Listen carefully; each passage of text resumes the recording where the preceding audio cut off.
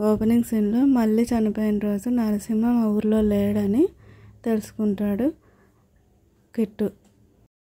Narasimham driver ఊర్లో లేడని చెప్పేసరికి నరసింహానికి కోపం వస్తుంది. వెంటనే కిట్టుని ఊరు వచ్చిందని జీప్లో నుంచి దించేస్తాడు. కట్ చేస్తే నెక్స్ట్ సీన్లో ఈ కిట్టు మీనా దగ్గరికి వెళ్ళి, మీరు అనుమానించింది నిజమే, మళ్ళీ చనిపోయిన రోజు ఆ నరసింహం ఊర్లో లేడని చెప్తాడు. ఊర్లో లేనంత మాత్రాన అరెస్ట్ చేయలేమని, దానికి బలమైన కారణం ఉండాలని, ఆల్రెడీ భ్రమరాంబ విషయంలో తప్పు చేశామని చెప్తుంది మీనా.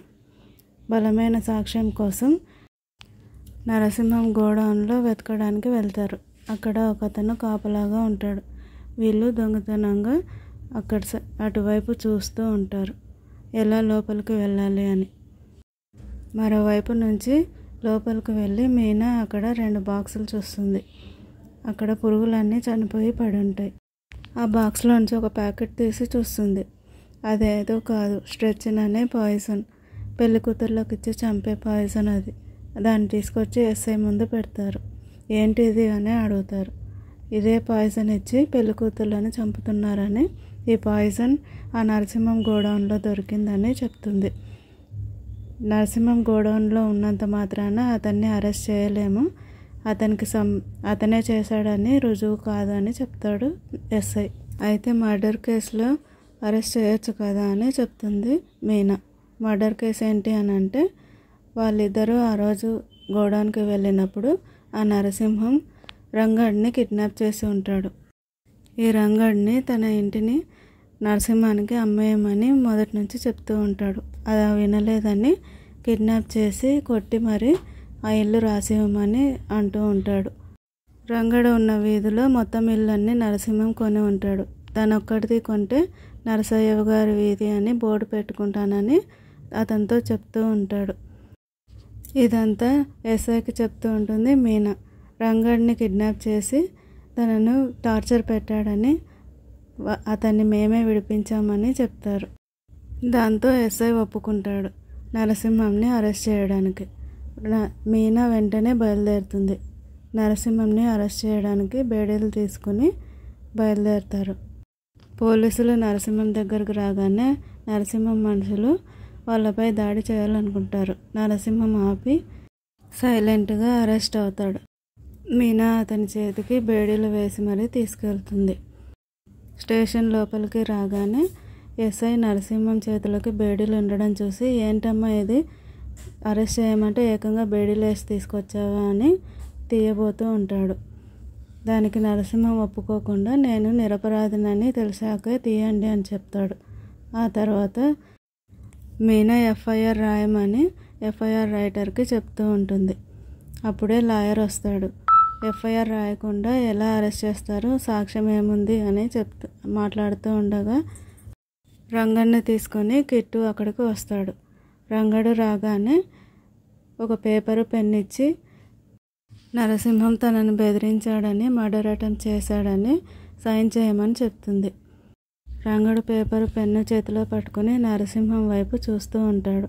నరసింహం ఇతన్ని కోపంగా చూస్తూ ఉంటాడు. నరసింహం రంగడిని ఏమని బెదిరించాడో ఏమో, కానీ రంగడు ఆ పేపర్ని చింపేసి, నన్నెవరూ కిడ్నాప్ చేయలేదు, నన్నెవరూ చంపాలనుకోలేదని పడేస్తాడు. దాంతో వెంటనే నరసింహం అతన్ని చూసి నవ్వుతూ ఉంటాడు. నువ్వు ఎవరికి భయపడాల్సిన అవసరం లేదని రంగడికి ధైర్యం చెప్తూనే ఉంటుంది. కానీ రంగడు నన్నెవరూ కిడ్నాప్ చేయలేదని చెప్తాడు.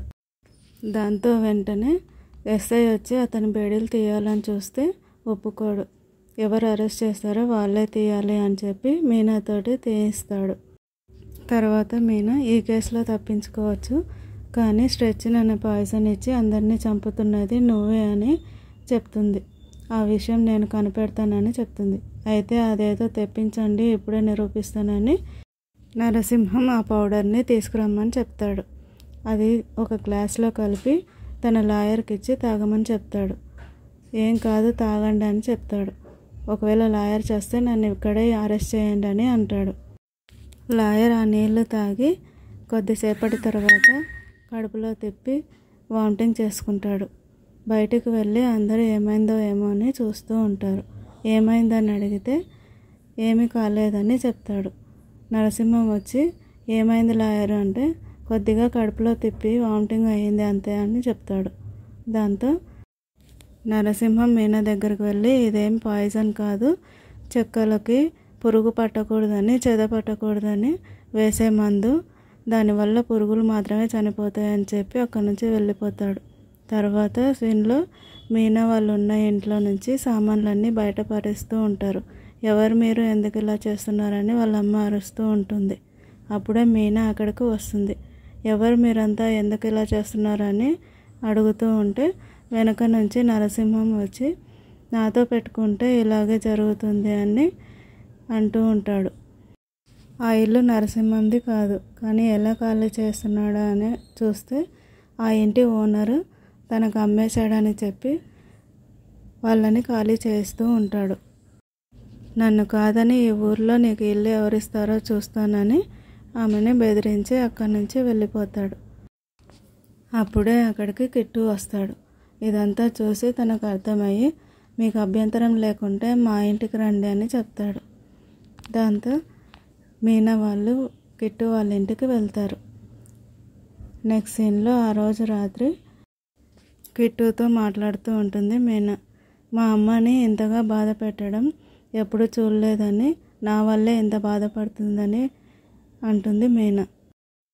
నేను ఈ కేసుని అనవసరంగా తీసుకున్నాను అనిపిస్తుంది.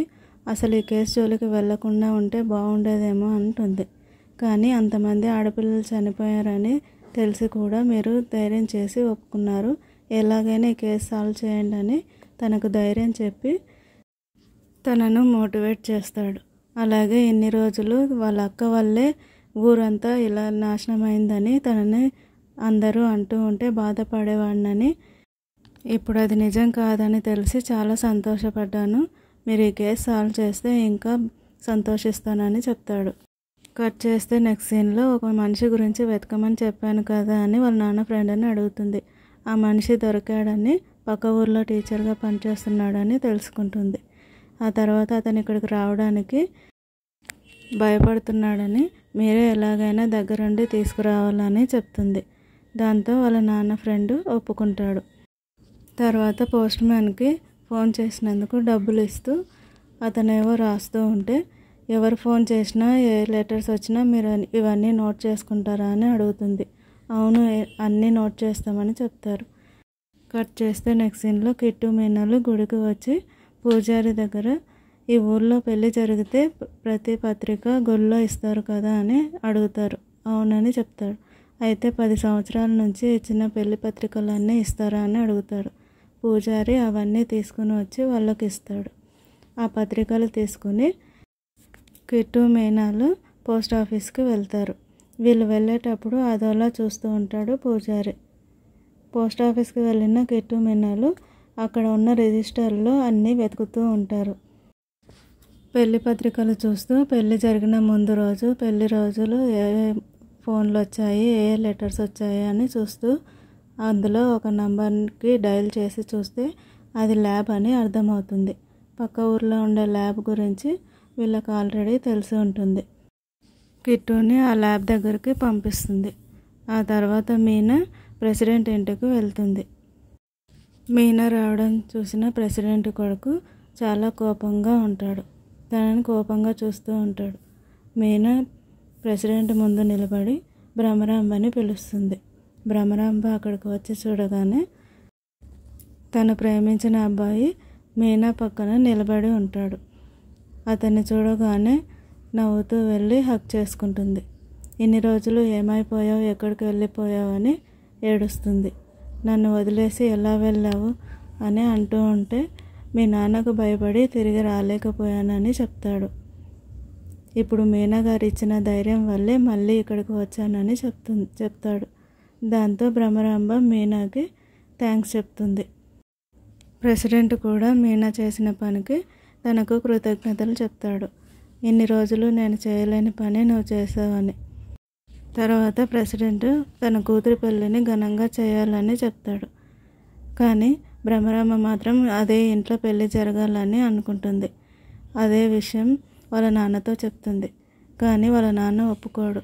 దానికి మీనా భ్రమరాంబ ఇష్ట ప్రకారం ఇదే ఇంట్లో జరగనివ్వండి, ఏమీ కాదని చెప్తుంది. ఇంత జరిగిన తర్వాత ఇదే ఇంట్లో ఎలా చేయగలను అని అంటాడు. ఆ హంతకుడు ఎవరో నాకు తెలుసు, భ్రమరాంబకి నేనేమీ కానివ్వనని చెప్తుంది. హంతకుడు ఎవరో తెలుసు అనగానే ప్రెసిడెంట్ కొడుకు ఆమెను అలాగే ఆశ్చర్యంగా చూస్తూ ఉంటాడు.